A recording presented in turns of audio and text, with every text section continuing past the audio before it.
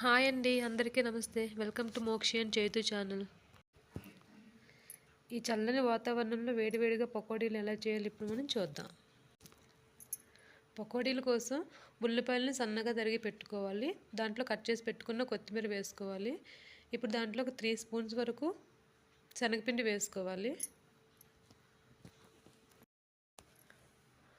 1 spoon వరకు కారం వేసుకోవాలి.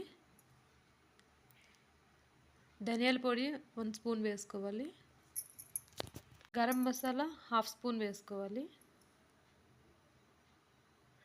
సాల్ట్ టేస్ట్కి సరిపడా వేసుకోవాలి. ఇప్పుడు దాంట్లో కొద్దిగా వాటర్ వేసి ఇలా ముద్ద అనేది కొద్దిగా టైట్గా ఉన్నట్లు కలుపుకోవాలి. ఇప్పుడు డీప్ ఫ్రై చేసుకోవడానికి దాంట్లో కాస్త ఆయిల్ వేసి బాగా కాగనివ్వాలి. ఆయిల్ బాగా వేడయ్యాక ఇలా కొద్ది కొద్దిగా దాంట్లో మనం పిండిని డ్రాప్ చేస్తూ ఉండాలి. ఆ విధంగా వేసుకున్నాక ఫ్లేమ్ని మీడియంలో అడ్జస్ట్ చేసుకోవాలి. ఇదిగోండి లైట్గా గోల్డెన్ కలర్ వచ్చాక ఇప్పుడు దాన్ని మనం టర్న్ చేసుకోవాలి.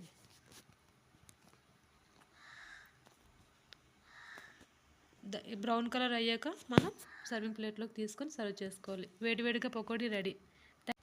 Please like, share and comment.